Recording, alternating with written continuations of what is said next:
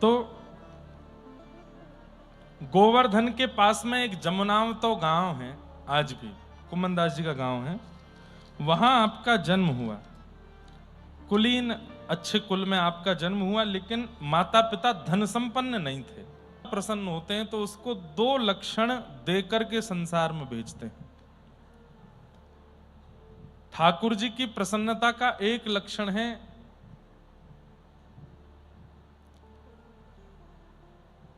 कविता करने का गुण। किसी में लेखन का अगर गुण है, संस्कृत के स्तोत्र लिख देता हो, मराठी अभंग लिख देता हो, या हिंदी में कोई गीत संगीत लिख देता हो, पद पदावलियों की रचना कर देता हो, मतलब किसी भी प्रकार से 2 मिनट में जो कवि का गुण जिसके अंदर है, आशु कवि जो है, ये भी समझ लीजिए कि ठाकुर जी उससे रीझ हैं, इसीलिए उसको ये लक्षण ये गुण देकर के भेजा है। और दूसरा, कंठ यदि आपके पास है, स्वर यदि आपके पास है, तो भी ठाकुर जी ने प्रसन्न होकर के आपको इस धराधाम पर भेजा है। लिखने वाले और गाने वालों को प्रयास करना चाहिए 100% में से 90% तो ठाकुर जी को रिझाने में ही अपने गुण का प्रयोग कीजिए, 10% लोक रंजन में लगा दीजिए, पर 90% ठाकुर जी के लिए ही करिए। क्यों? क्योंकि आपको गुणयुक्त उन्होंने अपने लिए ही बनाया है, ताकि आप उनकी सेवा कर सको। कुम्मन दास जी के अंदर ये दोनों गुण थे, वे कवि भी हैं और गाते भी हैं, और ये 8 सखाओं में गुण है। सूरदास जी से लेके सबके सुनोगे, सबके अंदर ये गुण मिलेंगे आपको। सब गाते हैं और सब लिखना जानते हैं, लेकिन अभी तक आप अपनी रचना कहीं सुना इसलिए नहीं रहे थे क्योंकि उस रचना में आपको प्रसन्नता नहीं हो रही थी। जैसे कुम्मन दास जी परिवार के लिए कुछ लिखते थे, मित्रों के लिए कुछ लिखते थे, अपने रिश्तेदारों के लिए कभी कुछ लिखते थे, तो उनको अच्छा लगता था, वो दे भी देते थे लिख करके।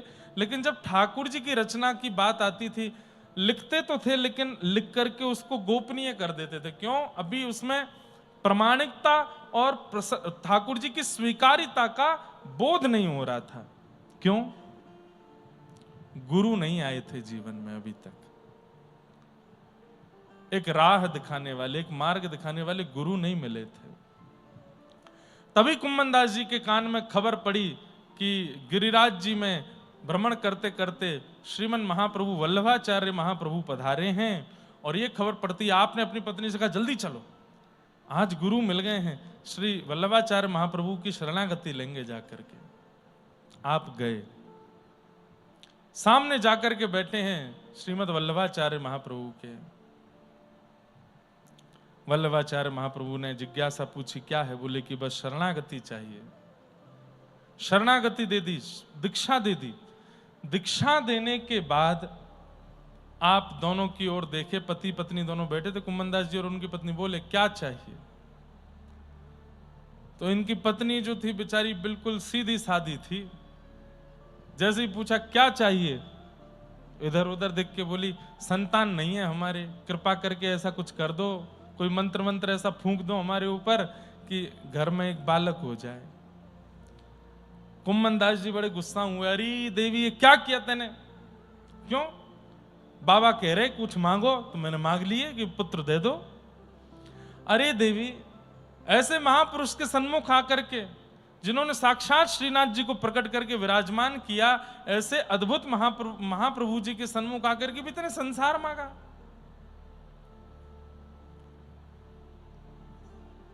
वल्लभाचार्य महाप्रभु बोले, कुछ ऐसे लड़ो नहीं, तुम्हें कुछ और चाहिए तुम बताओ ना। तब श्री कुम्मन दास जी ने अपनी अभिलाषा प्रकट की, श्री वल्लभ की बलिहारी हारी, वल्लभ की बलिहारी, सब इनको वचनामृत सींचत, सब इनको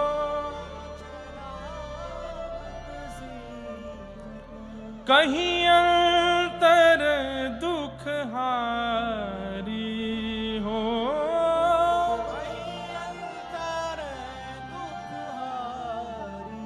श्री वल्लभ वल्लभ की बलिहारी, श्री वल्लभ वल्लभ की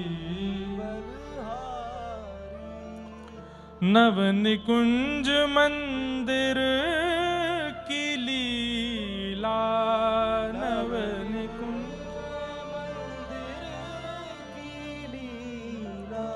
जहाँ विहरत नित्य बिहारी हो,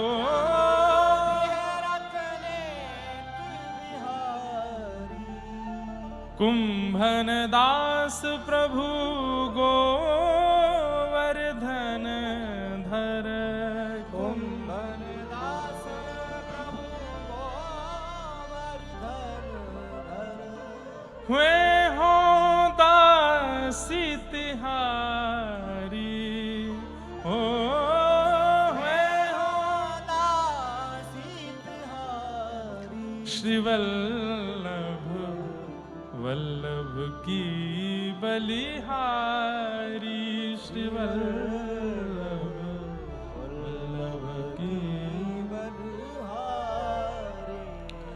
क्या मांगा? गाने लगे कुम्भनदास जी वल्लभाचार्य महाप्रभु के सामने। क्या मांग रहे हैं? नव निकुंज मंदिर की लीला, जहां विहरत नित्य बिहारी। मुझे निकुंज के बिहारी जी का दर्शन करना है। बंधुओं, कुंज, निकुंज, निवृत्त निकुंज, तीन होते हैं। कुंज किसको कहते हैं? कथा में जो आप लोग सुन लेते हैं, जो हम सुना दें और आपको अनुभव हो जाए, जहां यशोदा मैया भी हैं, नंद बाबा भी हैं, सारे ग्वाल बाल भी हैं, सखियां भी हैं, ठाकुर जी भी हैं, वो कुंज है। पर जहां केवल सखियां हैं और प्रिया प्रियतम हैं, वो निकुंज है। और जहां केवल प्रिया प्रियतम हैं और जिसको वो चाहें, उनमें से एक या दो और कोई हैं, वो निवृत्त निकुंज है। क्या मांगा है? नव निकुंज मंदिर की लीला, जहां विहरत नित्य बिहारी। उसका दर्शन करा दीजिए नाथ। मुझे नव निकुंज में चलते फिरते ठाकुर जी देखने, वो कैसे लगते हैं। कुंभन दास प्रभु गोवर्धन धर, वे हो दासी तिहारी, श्री वल्लभ वल्लभ की बलिहारी। वल्लभाचार्य महाप्रभु हंसने लगे। बस श्रीमद् भागवत जी कहती हैं, प्रयच्छति गुरु प्रीतो वैकुंठम योग दुर्लभम। अपने गुरु को राजी करवा के बुलवाओ मत कि वो तुमसे राजी हैं, तो ऐसा कुछ कृत्य कर दो वो तुम्हारी ओर देख के हंस जाएं। बस उनकी हंसी हुई, मतलब वो तुमको देख के प्रेम से हंसे और तुम्हारे सबरे काम बने। वल्लभाचार्य महाप्रभु हंस गए और कुम्भनदास जी से बोले, अब जाओ। और सुनो, उनकी पत्नी को क्या बोले? एक नहीं, दो नहीं, 7 पुत्र होंगे तुम्हारे यहां, जाओ। और एक एक करके 7 पुत्र हुए। आप अब देखो कितनी विलक्षण। अब कुम्भनदास जी का चरित्र अब शुरू हो रहा है, अब ध्यान से सुनिएगा। कुम्भनदास जी के 7 पुत्र हुए। दुनिया पूछती, कुम्भनदास जी कितने बाल बच्चे हैं आपके? तो क्या बोलते? 1.5। कितने हैं? 1.5। मराठी में क्या बोलते हैं? 1.5 ही बोलते हैं। 1.5 है?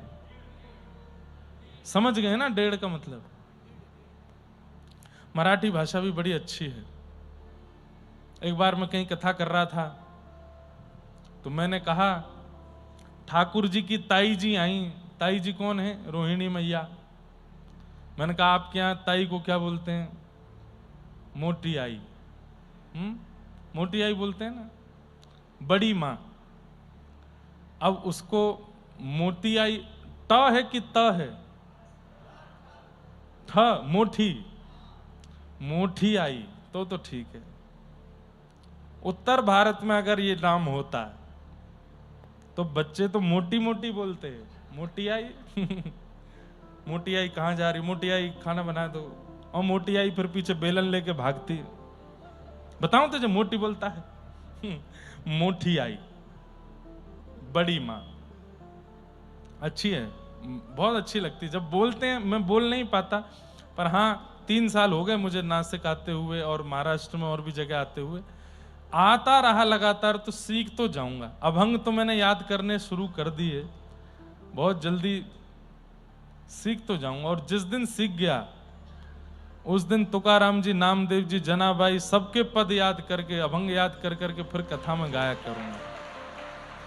हमको मराठी केवल इसलिए सीखनी है कि हमको अभंग गाने हैं। जब हमारे कृष्णा जी गाते हैं, हमारे वो भैया दत्त धाम के शाम को पंचपदी में गाते हैं, जब यहाँ पर मैं महाराज जी से पहले दिन से ही पूछ रहा था, महाराज जी इस बार रात्रि के क्रम नहीं है क्या? मुझे बहुत अच्छा लगता है जब अभंग गायन होता है और मराठी में ही। कभी कभी हिंदी में सुनाते हैं, बोले महाराज जी को हिंदी। मैंने नहीं, हिंदी नहीं, आप मराठी सुनाओ, समझ में नहीं आएगा चलेगा, सुनना है। वो जो भाषा शैली है ना, और जैसे उसका गायन होता है, इतना सुख मिलता है, बहुत अच्छा लगता है। तो कुम्मन दास जी कहते मेरे 1.5 पुत्र हैं। किसी ने कहा 1.5 पुत्र? 1 होते हैं, 2 होते हैं, 1.5 तो किसी के नहीं होते। बोले मेरे 1.5 हैं। क्यों? बोले एक मेरा पुत्र जो है वो पूर्ण भक्त है, इसलिए वो पूरा पुत्र है, और एक जो है वो आधा भक्त है। आधा भक्त कैसे? बोले मंदिर नहीं जाता, संध्योपासन नहीं करता, गुरु दीक्षा नहीं ली है, और कुछ नहीं, बस गौ सेवा करता है, इसलिए आधा भक्त है। इसलिए मेरे 1.5 पुत्र हैं।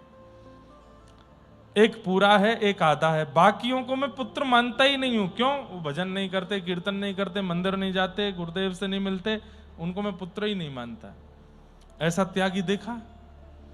अपनी संतान में कौन त्याग करता है? लेकिन कुम्मन दास जी ने ठाकुर जी के लिए अपनी संतान में भी त्याग की भावना रखी। 1.5 पुत्र हैं मेरे। तो ऐसे कुम्मन दास जी, उनके साथ में ठाकुर जी की एक बड़ी मधुर लीला है। एक बार की बात, जब मुगल आक्रांताओं ने, अच्छा, वल्लभाचार्य महाप्रभु से दीक्षा लेने के बाद आपको अब अनुभव होने लगे, और आपके गायन और शब्दावली सुनकर के श्री वल्लभाचार्य महाप्रभु ने आपको श्रीनाथ जी की राग सेवा के लिए आज्ञा दे दी। अब आओ गिरिराज जी में आकर के श्रीनाथ जी को राग सुनाया करो। तो नित्य जाया करते थे, वहां जाकर के राग सेवा करते थे। दुष्ट आक्रांत, जिनमें से औरंगजेब प्रसिद्ध था, उसने जब भारत के मंदिरों को तोड़ना शुरू किया तो उसने अपनी गति बढ़ाई व्रजमंडल की ओर, और जैसे ही व्रज की ओर वो बढ़ने लगा तो सब गोवर्धन के लोगों को और ब्रजवासियों को सबके मन में हुआ कि भाई अब गिरिराज जी की रक्षा कैसे करें, वो तो मंदिर तोड़ देता है आकर के। सब बैठ करके मंत्रणा कर रहे थे, चिंतन कर रहे थे, क्या करें क्या करें क्या। इतने में ही गर्भगृह से आवाज आई, बोले यहां से कहीं और ले चलो मोकू। ठाकुर जी बोले। कुम्मन दास जी के कान खड़े हुए, बोले कौन बोला, कौन बोला? जैसे ही झांक करके देखा, आहा, सुंदर श्रीनाथ जी ऐसे थाड़े हैं, और कुम्मन दास जी को पहली बार नेत्र ऐसे ऊपर करके देखा, पहली बार सचल ठाकुर जी का अनुभव हुआ। कुम्मन दास जी तो बिल्कुल आनंद में भर गए। ठाकुर जी बोले, अरे भैया आनंद में मत भरे, बेहोश है के चक्कर खाए के मत गिरियो, वो मिले छारो है, मंदिर ने तोड़े, याते पहले आवे, मुंह को कहीं और लेके चलो। जय जय, कहां लेके चले? बोले तौण को घनो, एक वन है जहां पे खूब कांटे हैं, और टेंटी एक अचार होता है हमारे यहां, उसके वृक्ष लगे हैं। ठाकुर जी कहने लगे वहां लेके चलो मुझे। अब श्रीनाथ जी का रूप बड़ा है, कैसे लेके जाऊं, क्या लेके जाऊं? सद्दू पाने बोले, भैया गैया बैल गाड़ी में तो लगेंगे नहीं, और बैल जो है वो हमारे सबरे वृद्ध हो गए, कब पधार जाए कोई पता नहीं, ठाकुर जी को कैसे लेके जाएं? सोई ठाकुर जी फिर से बोले गर्भगृह से, कुम्भना? बोले हाँ, यहीं पास में सद्दू पाने की गौशाला के बगल में एक गौशाला है, वहां में भैंसा बंधे हुए हैं, भैंस और भैंसा, माते एक भैंसा लिया आओ। तो सबरे बोले, जय जय, आप भैंसा की सवारी करोगे? क्यों ना कर सके हम? बोले जय जय, भैंसा? अरे हमारे साली की सवारी है, यमुना जी हमारी पत्नी है, पटरानी है, और यमुना जी को भैया कौन है? यमराज। और यमराज काय पे बैठे? भैंसा पे। तो हमारे सारे की सवारी है, और सारे की सवारी पे तो जीजा को पूरा अधिकार रहे। खूब हमने गरुड़ की वाहन बने हैं, खूब गरुड़ वाहन बन के उड़ाए हैं, खूब हमने अनेक अनेक वाहन देखे। आज अपने सारे के वाहन पे बैठेंगे। लेके आओ बा भैंसा को। अब महाराज भैंसा लेकर के आए। वाकू पहले इत्र से तो स्नान करायो, इत्र से स्नान कर, गंगा जल से स्नान करा के इत्र लगायो। इत्र लगा करके वहां पर खूब मखमली चद्दर आदि सब बिछाई, खूब मलमल के वस्त्र लगाए, मसनद गद्दी लगाई वहां के ऊपर। इतने में ही भैंसा चिल्लाने लगो, ये का है रो पीछे। बोले भैया ये वजन सह पाएगो कि नहीं। भैंसा समझते हैं ना, भैंसा भैंस तो समझते होंगे। यहां दिखा नहीं मुझे, महाराष्ट्र में होते तो होंगे, हैं खूब हैं। हमको पता नहीं महाराष्ट्र का अच्छा वाला पोर्शन ही दिखता है। कल मुझे कोई बोल रहा था, बोले महाराज जी बहुत नशा पत्ती होती है महाराष्ट्र में भी, खूब ऐसा चल रहा है। सब आए थे वो अपने संघ के, कुछ बता रहे थे। हमने कहा हमको तो दिखता नहीं, हमको तो अच्छे अच्छे ही दिखते हैं, वारकरी दिखते हैं, अपने दत्त प्रभु के अनुयायी दिखते हैं, सब बढ़िया बढ़िया ही दिखते हैं।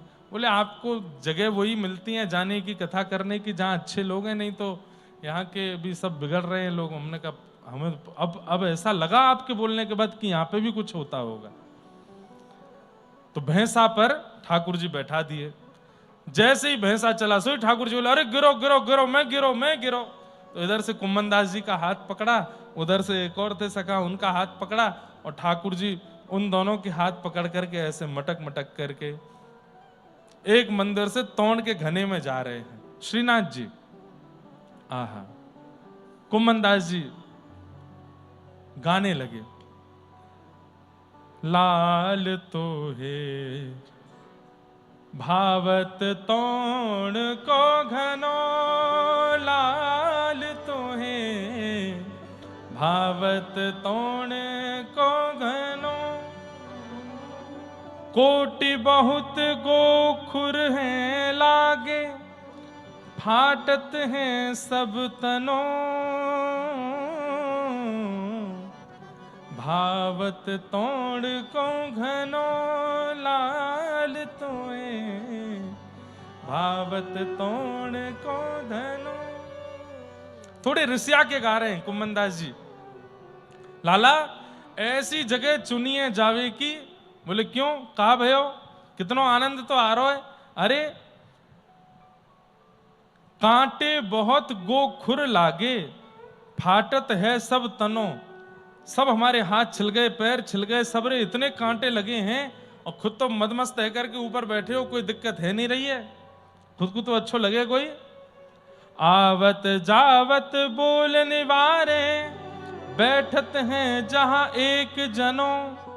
सिन्न कहाँ लोए खरी के डारे, ते छाड़ दियो भोन अपनो। तब बूढ़त ते राख लिए हैं सुरपति तो, त्रनहु नगनो।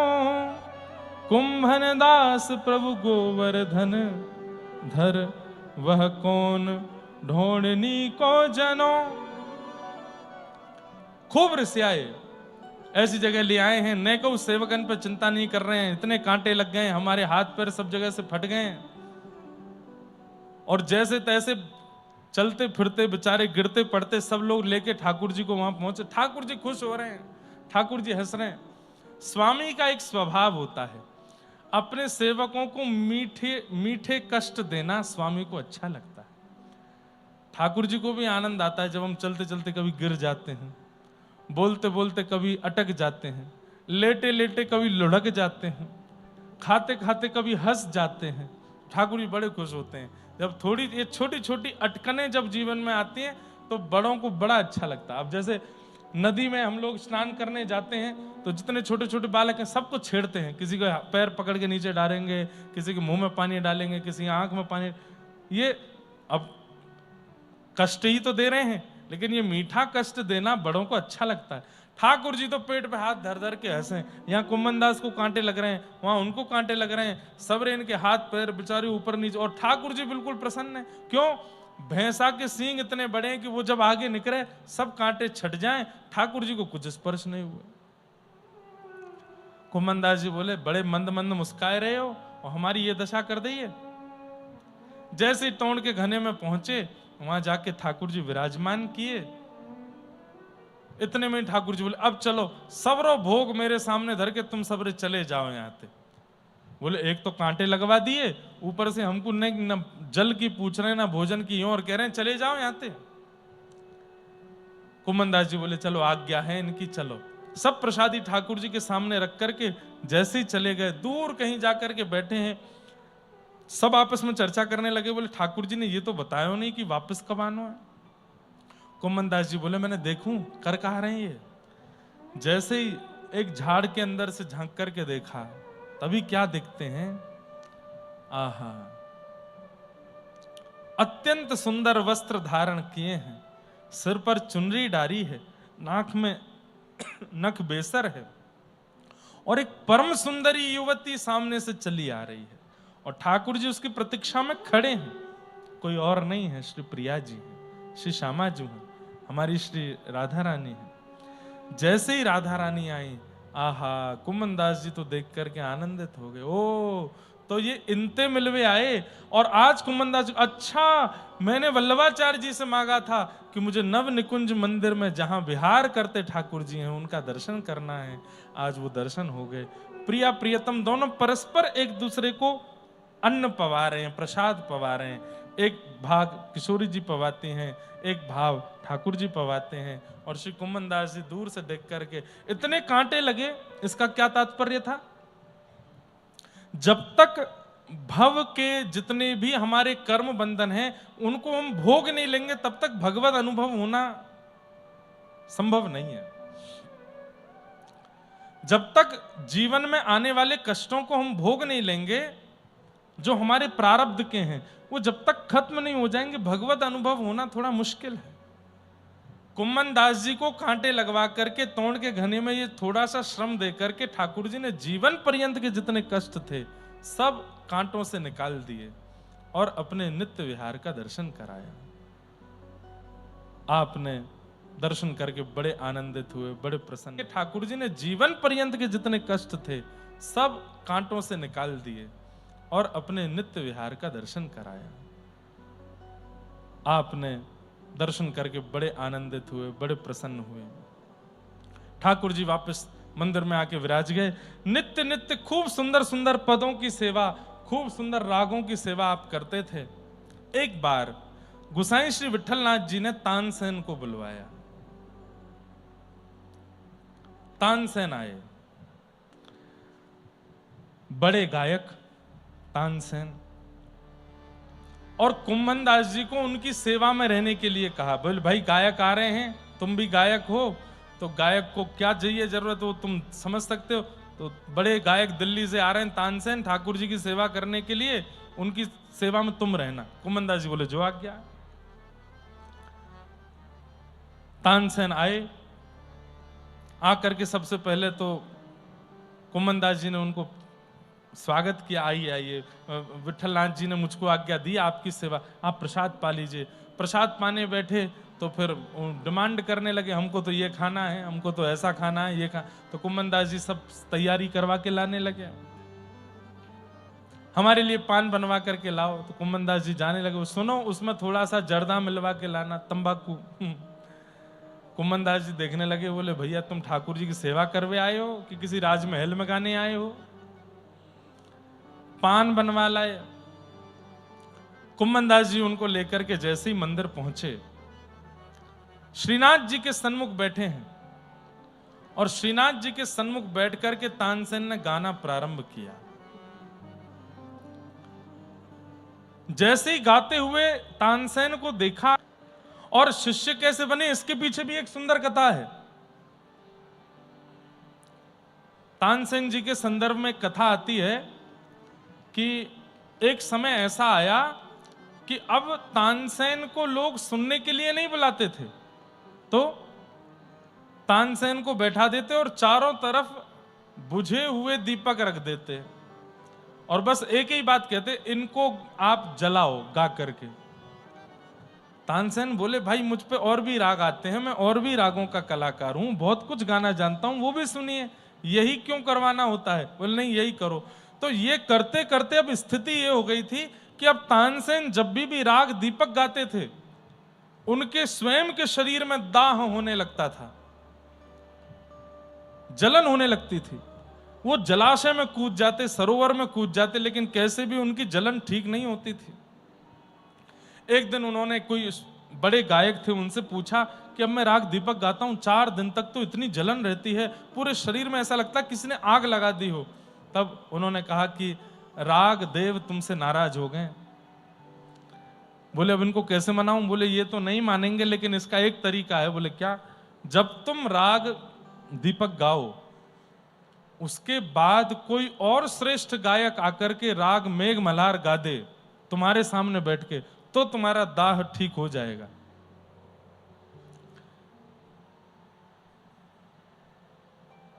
अब इनसे ऊंचा कोई गायक ही नहीं था।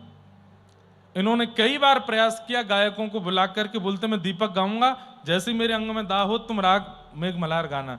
तो ये राग दीपक गाते, और जैसे ही दाह होता कहते गाओ। अब वो खूब गाते रहते, लेकिन इन पर कोई असर ही नहीं होता, क्योंकि मेघों का बरसना आवश्यक है, और वो केवल इन्हीं से होता था और किसी से नहीं हो सकता। अपनी चिकित्सा स्वयं नहीं कर पा रहे थे अपनी, क्योंकि औषधि अंदर ही है, कैसे करें? तो इन्होंने निर्णय ले लिया कि अब मैं दीपक राग नहीं गाऊंगा। लेकिन इनकी प्रसिद्धि उसी बात से थी, जहां भी जाते थे वहां दीपक राग ही गवाया जाता था। एक बार बादशाह ने इनको बुलाया और बुला करके कहा दीपक गाओ। तो बोले भगवान मैं और कुछ सुना दूंगा आपको, लेकिन वो राग में नहीं गा सकता, मुझे तन में दाह होता है, मेरे को अग्नि लग जाती है, और मैं मर जाऊंगा किसी दिन अगर मैं गाऊंगा तो, इसलिए आप कृपा करके मैं और कुछ सुना देता हूं, पर वो मत सुने। तब किसी ने बादशाह के कान भरते हुए कह दिया, बोले कि महाराज आप बड़े बड़े अतिथियों को बुलाते हैं, तानसेन से गवाते हैं, और उनके सामने जब ये दीप जला देता है तो सब आपकी प्रशंसा करते हैं, इसलिए तानसेन चिढ़ गया है। गाता मैं हूं, मेहनत मैं करता हूं, प्रशंसा इनकी होती है, इसलिए आपकी प्रशंसा ना हो, इसलिए इसने ये निर्णय लिया है कि ये राग दीपक नहीं गाएगा। तो बादशाह ने कहा अगर ऐसी बात है तो आज ये इसको दीपक गाना पड़ेगा। अपने सैनिकों को खड़ा कर दिया तलवार लेकर के, अगर ये नहीं गावे तो इसका सर धड़ से अलग कर देना। तानसेन बैठे हैं, सोच रहे हैं मैं क्या करूं। बोले कि इनके तलवारों से मरने से अच्छा है कि मैं दीपक गा करके अपने राग को गाते हुए स्वयं जल करके ही मर जाता हूं। जैसे ही गाना प्रारंभ किया, दीपक तो जल गए, लोग बाग खड़े होकर के ताली बजाने लगे, लेकिन तानसेन वहां नहीं था। क्यों? दौड़ गए, बाहर भाग करके गए, सरोवर में कूदें, नदी में स्नान करें, और रोवें, चीखें, चिल्लावें, पूरा शरीर कंपायमान होवे, सब जगह अग्नि लगी है, दौड़ते जा रहे हैं, दौड़ते जा रहे हैं, दौड़ते जा रहे हैं, सबसे कह रहे हैं कोई रक्षा करो, कोई बचाओ, मुझे कोई बचाओ।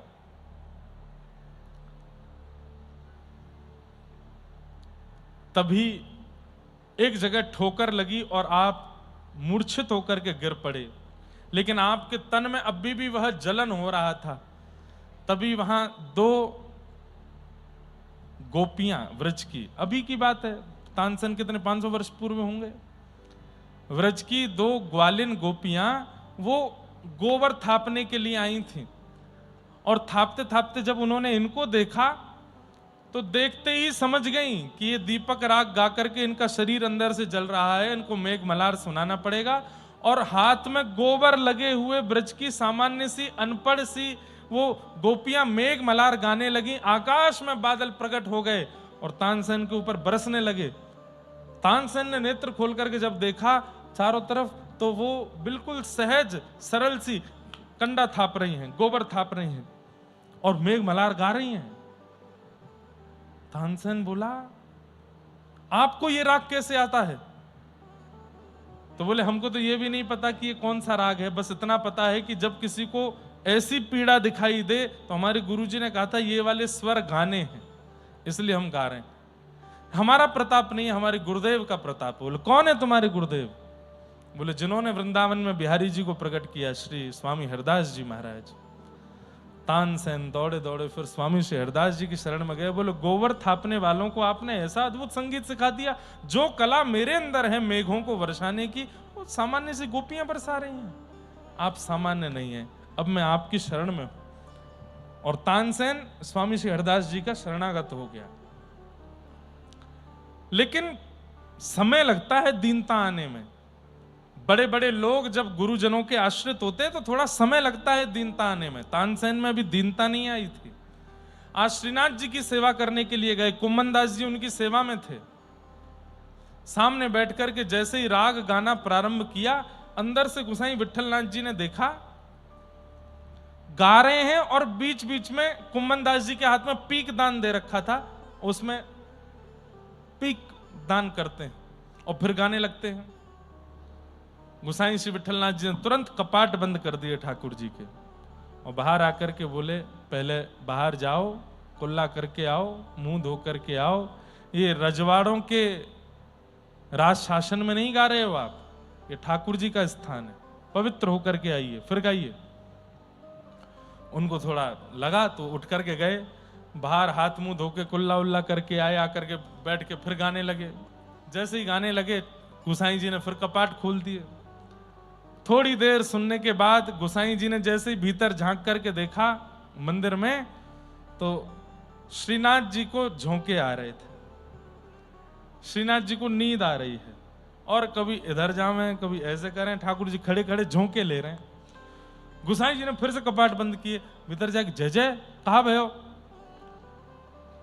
अरे मुकु भान आ रो या को गानो, थोड़ी देर पहले आयो तब तो बढ़िया गा रो, अब पतो ना कहां रैंक रो, मुंह तो बढ़िया ना लग रो, रैंक रो जाने।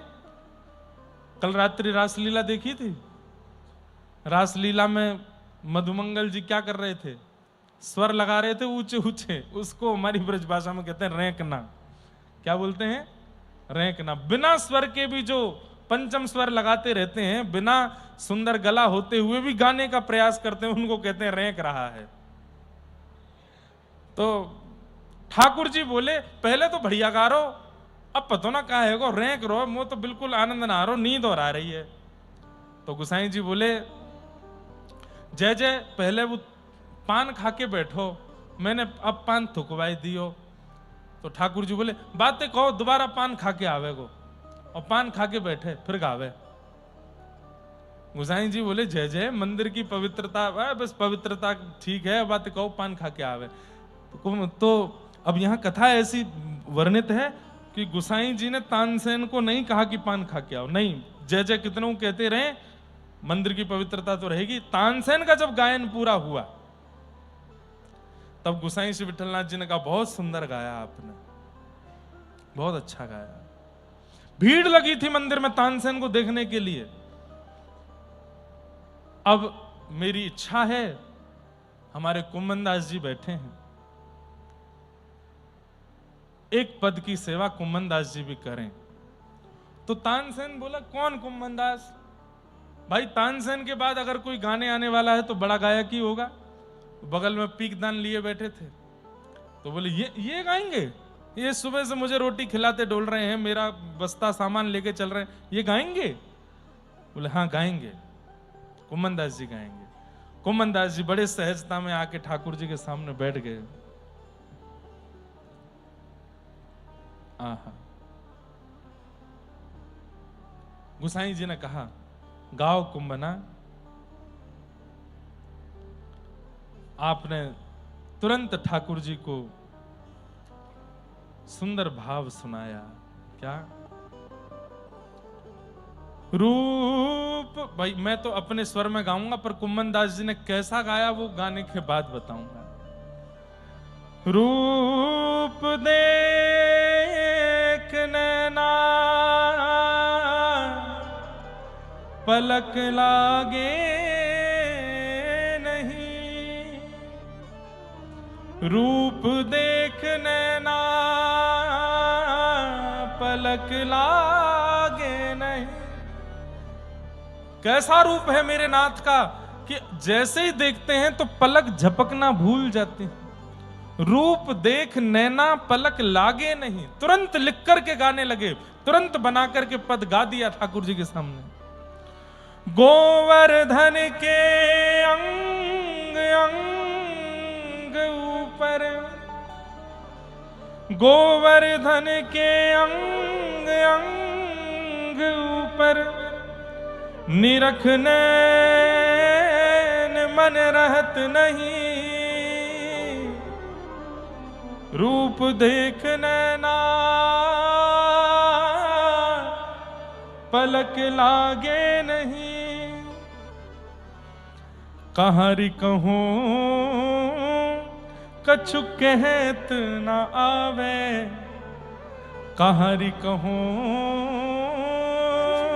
कछु कहत न आवे। चित चोरो वे मांग दही। गोपी कह रही है कैसे वर्णन करूं, मैं मार्ग से जा रही थी और रास्ते में खड़े हो गए, दही का दान मांगने लगे। अरे दही का दान मांगने में कितनों दही दे आई? बोले पूरी मटकी दे आई। क्यों? बोले एक हाथ आगे करके मांगो तो मन तो भयो कि सर्वस्व याकू दे दूं, लेकिन मटकी दे करके ही आनो पड़ो। लेकिन कन्हैया जब दोनों हाथ पसार के मांगन लगे ना, अरे सखी मैं कैसे बताऊं, ऐसा मन करे सब दे दूं, नेत्र दे दूं, नासिका दे दूं, सबरो अपनो यौवन दे दूं, जीवन दे दूं। इतनो सुंदर है श्याम सुंदर। कुंभन दास प्रभु के मिलवे की सुंदर बात सखियन सोजू कही। कुंभन दास प्रभु के मिलवे की सुंदर बात सखियन सो कही। रूप देख नैना पलक लागे नहीं। कुंभन दास जी गा रहे हैं, सिसकियों की आवाज आ रही है और तभी गुसाई विठलनाथ जी ने भीतर देखा तो भीतर श्याम सुंदर के नेत्र सजल हैं और सामने देखा तो कुंभन दास जी के नेत्र सजल हैं। लेकिन स्थिति तो तब विचित्र हो गई। तब क्या देखा, पीछे तानसेन मूर्छित पड़े हैं और नेत्रों से अविरल अश्रुधार गिर रही है। भाई आप यदि किसी चीज में निपुण हैं और उसी भाव में निपुण और कोई व्यक्ति आ जाए तो ये बात होती ही है, ये स्वाभाविक बात है कि आपके चित्त में उसके प्रति प्रतिस्पर्धा आ जाएगी, उसके प्रति ईर्ष्या आ जाएगी। पर यदि कोई वस्तु आपको आती है और कोई दूसरा आकर के जब वही क्रिया करने लगे और आपको उसके प्रति प्रतिस्पर्धा ना हो, उसके प्रति ईर्ष्या ना हो, बल्कि उसके प्रति प्रेम होने लगे, वो वही कर रहा है जो आप करते आए हैं, लेकिन फिर भी आपको उसके प्रति प्रीति हो रही है, तो ये बात प्रमाणित है या तो उसके चित्त में ठाकुर जी विराजमान है या आपके चित्त में ठाकुर जी विराजमान है। कुंभन दास जी के चित्त में ठाकुर जी बैठे हैं। तानसेन सुनकर के प्रतिस्पर्धित हो जाना चाहिए था, ईर्ष्या हो जानी चाहिए थी। तानसेन जब गा रहे थे तब वाह वाह हो रही थी, लेकिन कुंभन दास जी ने जब गाया तो केवल आह हो रही है, सबके नेत्रों में अश्रु भर आए हैं। तानसेन को जब होश आया, कुंभन दास जी को हृदय से लगा लिया। मैंने जीवन पर्यंत गाया, बड़े बड़े गायकों को, अपने गुरुदेव के अलावा किसी की गायकी को मैंने सराहा नहीं, लेकिन आज आपके चरणों में प्रणाम करता हूं। आपके मेरे पास स्वर है, मेरे पास कंठ है, मेरे पास शब्द हैं, पर उन स्वर, शब्द और कंठ का उचित उपयोग जैसा मैं करना चाहता था वैसा आप कर रहे हैं। मीठी ईर्ष्या हो रही है मुझे कुंभन दास जी आपसे। मैंने जगत के राजाओं को रिझाया, लेकिन आपने जगत बनाने वाले को रिझाया है, आपने जगन्नाथ को रिझाया है। अद्भुत। ऐसे श्री कुंभन दास जी।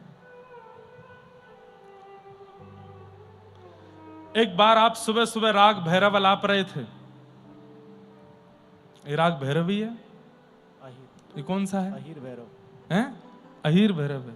अच्छा, एक बार आप सुबह सुबह गा रहे थे, अहीर भैरव ही गा रहे थे, यही चल रहा है ना? तभी फतेहपुर सीकरी पड़ता है आगरा से आगे। वहां का बादशाह गोवर्धन आया था और उसने जैसे ही देखा कि आप इतना सुंदर स्वर में गा रहे थे, उसने जैसे ही सुना, अब राजा तो रिजवार होते हैं, बिना देखे बिना जाने राजा के मुख से बस निकल गया, वाह वाह वाह, क्या कहना क्या कहना क्या कहना। कुम्मन दास जी ने ये सुना, उठ करके खड़े हुए। कौन बोला? असंख्य सैनिक खड़े थे, रथ पर राजा बैठा था। तभी सेनापति बोला, हमारे राजा आए फतेहपुर सीकरी। आपका स्वर सुन करके और उनके मुख से वाह निकली है। कुम्मन दास जी ने उसी सरोवर का जल हाथ में लेकर संकल्प लिया, आज के बाद अहीर भैरव राग नहीं गाऊंगा। क्यों? जिस राग पर इस संसार का एक व्यक्ति आनंदित हो रहा है। अरे मैं तो जिनसे वाह सुनना चाहता था उन्होंने तो वाह करी नहीं, और जिसको सुनना ही नहीं चाहता वो वाह वाह कर रहा है। आज के बाद ये राग ही नहीं गाऊंगा, झूठा हो गया राग। ठाकुर जी को अमनिया भोग लगाना है। अमनिया मतलब जिस पर किसी का मन ना आवे। इस राजा का मन आ गया है, अब नहीं गाऊंगा ये राग। कितना कितना सूक्ष्म चिंतन करता है भक्त अपने ठाकुर की सेवा में। हम आप होते और पता चल जाता, हमारी कथा से, हमारे वक्तव्य से, हमारी बात से, हमारे गायन से राजा रीझ गया है, तो हम और बढ़िया गाते, और राजा रीझ जाए और रीझ जाए, ऐसा हो जाए, मेरा मुरीद हो जाए, मेरा फैन हो जाए। पर कुम्मन दास जी के चित्त में ये भावना नहीं। और सुनाइए। कुम्मन दास जी बोले, अब तो मैंने संकल्प ले लियो यार, राग को कभी नहीं गाऊंगा। और कुम्मन दास जी वहां से चले गए। राजा ने अपने सैनिकों को लगा दिया, बोले सुनो, ये व्यक्ति मुझको मेरे दरबार में चाहिए और ये वहां बैठ करके सुनाएगा, गायन करेगा। सैनिक लोग लगे कुम्मन दास जी के पीछे। जब जब मंदिर जामे तो हाथ जोड़े, बोले हमारे राजा बुला रहे हैं, आप नहीं जाओगे तो वो हमारी गर्दन काट देंगे, चल दीजिए ना। बोले बिल्कुल नहीं जाऊंगा, मैं राज दरबारों में नहीं गाता हूं, मैं अपने ठाकुर को प्रसन्न करने के लिए गाता हूं। सैनिकों ने जाकर के इनके घर पर जब इनके घर की स्थिति देखी तो अत्यंत 17 लोग रहते थे घर में। कितने लोग? 17 से ज्यादा ही होंगे। गिनती करवाऊं? 7 पुत्र, 7 उनकी पत्नियां, कितने हो गए? 14। 15वें कुम्मन दास जी और 16वीं पत्नी, हाँ 17 ही हैं। और एक इनकी भतीजी थी, वो विधवा थी, वो भी इनके पास ही रहती थी। 17 लोग घर में रहते थे। और घर की स्थिति क्या थी? वर्षा आ जाए तो कमर कमर तक जल भर जाता था घर में। और घर की स्थिति और सुन लो। कुम्मन दास जी एक बार अपनी भतीजी से बोलते हैं, अरे सुनो, क्या तिलक स्वरूप करना है तो आरसी ले आओ और आसन ले आओ। तो इनकी भतीजी बोली, आरसी तो गैया पी गई। और आरसी जानते हैं किसको कहते हैं? वो गाड़ी वाली आरसी नहीं, आरसी बोलते हैं शीशा को, मिरर को, दर्पण को आरसी बोलते हैं। तो आपने अपनी भतीजे से कहा कि हमारे एक पंडित जी बैठे हैं, एक बार मैं यही चरित्र कहीं सुना रहा था, तो शाम को कथा के बाद मुझसे बोले, महाराज जी कुम्मन दास जी के समय पे बाइक थी? मैंने क्यों? बोले वो आरसी मंगा रहे थे अपनी भतीजी से। मैंने कहा वो वाली आरसी नहीं है यार, ये आरसी का मतलब होता है शीशा, दर्पण, उसको आरसी बोलते हैं। तो आपने अपनी भतीजी से कहा तिलक लगाना है, आरसी ले आओ और आसन ले आओ। तो आपकी भतीजी ने उत्तर क्या दिया? आरसी तो गैया पी गई और आसन बछड़ा खा गए। तो सुनने वालों को लगा कि ऐसी कैसी आरसी है भैया जिसको गैया पी गई, दर्पण को गैया कैसे पी सकती है? तब किसी ने पूछा, बोले गैया कैसे पी गई, आरसी तो पी नहीं जा सकती। बोले अरे भैया, एक कठौता है, उसमें जल भर के उसमें मैं अपना मुख देखता हूं, उसी को आरसी बोलता हूं। और जो गायों को लगने वाला चारा है, वो चारा ही मेरा आसन है, उसी को नीचे बिछा के बैठ जाता हूं। तो भतीजी कह रही है कि आरसी तो गैया पी गई और आसन बछड़ा खा गए, मतलब चारा खा गए, कुछ है ही नहीं। इतने गरीब आप पगड़ी पहनते थे सिर पर, उसमें 17 जोड़ थे। जोड़ किसको कहते हैं? मतलब एक वस्त्र को ही पहन लेना, ये एक जोड़। पर आप एक ही वस्त्र 17 जगह से फटा हुआ है, उसको जगह जगह से संभाल करके, मोड़ करके, ऐसे करके पाग पहनते थे कुम्मनदास जी। इतनी दीन अवस्था।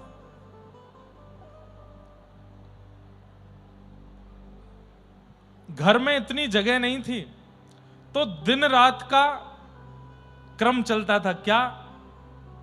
आधे लोग दिन में सोते थे, आधे लोग रात को सोते थे, और दिन वाले लोग रात में जगते थे, वो बाहर घूमते थे। क्यों? घर में जगह ही नहीं है। ऐसी स्थिति। सैनिकों ने जाकर के घर की स्थिति देखी, तो घर के लोगों से कहा, एक इतना बड़ा राजा कुम्मनदास जी को बुला रहा है, इतना धन देगा कि गोवर्धन में सबसे बड़ा घर होगा आप लोगों का, लेकिन ये कुम्मनदास जी को बताइए, जा ही नहीं रहे। घर के लोग पीछे पड़ गए, कुम्मनदास तुमको तो बिल्कुल नहीं लगती है, घर की चिंता नहीं है, परवाह नहीं है, पूरे दिन गोवर्धन नाथ में लगे रहते हो, इन्हीं को गाना सुनाना है, इन्हीं को ये सुना। अरे घर का भी तो विचार करो, एक राजा बुला रहा, चले जाइए, धन देगा, आप मत लीजिएगा, अपने हमको दे दीजिएगा। घर के लोग बहुत जब ताने देने लगे, तुम लोगों को धन चाहिए ना, जाता हूं, तुम लोगों के लिए जाऊंगा। रथ भेजा था, लेकिन पैदल गए गोवर्धन से आगरा, आगरा से आगे फतेहपुर, और वहां राजा के सामने पहुंच गए। राजा ने कहा, आखिरकार आना ही पड़ा आपको, जल्दी बताइए क्या सुनना है आपको। बोले, राग अहीर भैरव, जो उस दिन आप गा रहे थे वही सुनाओ। बोले, राग सुनना है ना, बस शब्द कुछ भी गा सकता हूं। बोले, हाँ, शब्द में आप स्वतंत्र, कुछ भी गाओ। तो कुम्मनदास जी बोले, सुनो फिर। भगत को कहा सीख री सो काम, भगत को कहा सीख री सो काम, भगत को कहा सीख री सो काम, भगत को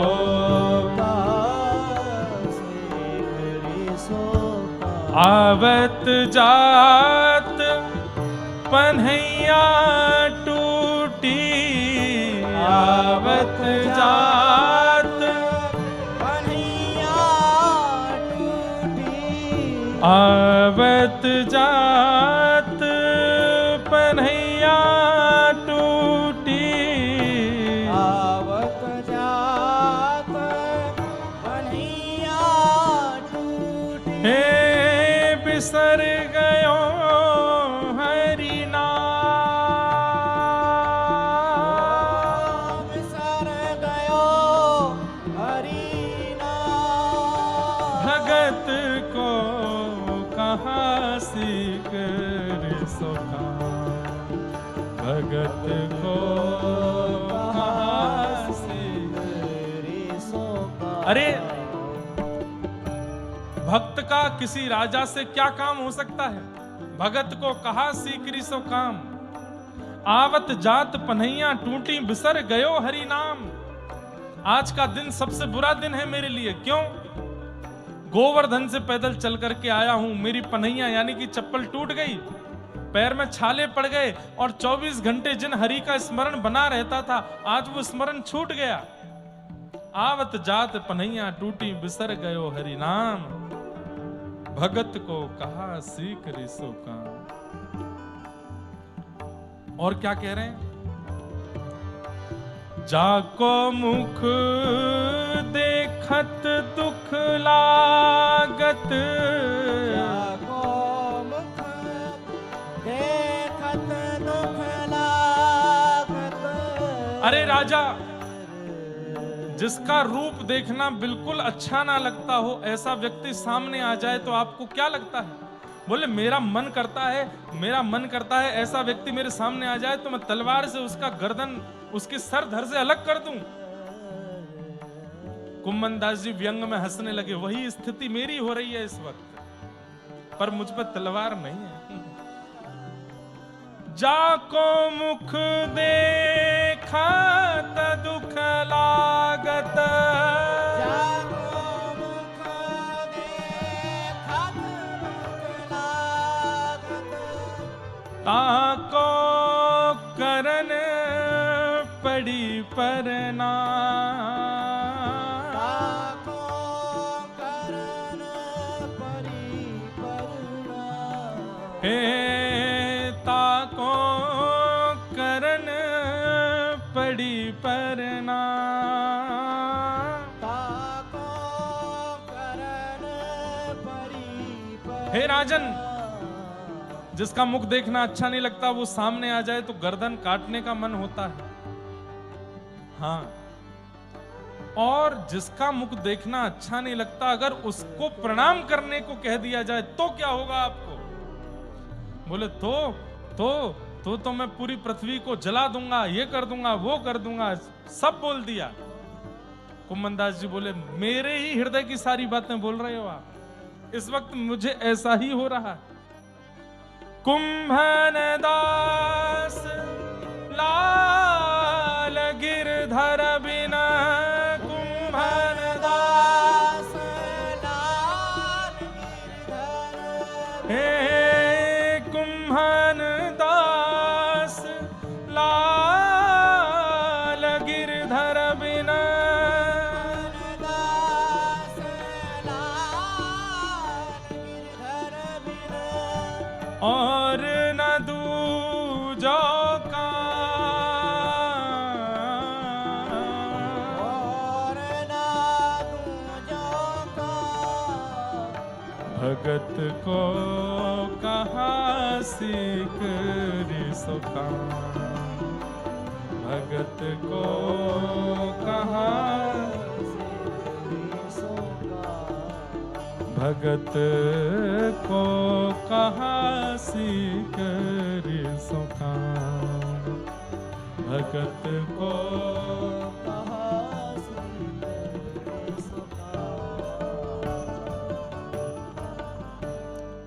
राग सुना दिया राजा के मतलब का और बातें कह दी अपने हृदय की।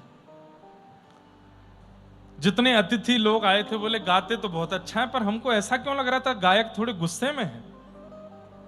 नहीं नहीं नहीं नहीं, ऐसे ही वो थोड़े मूडी हैं इसलिए ऐसे बोल रहे हैं। अब राजा को लगा मेरी तो बड़ी तौहीन कर दी इन्होंने सबके सामने।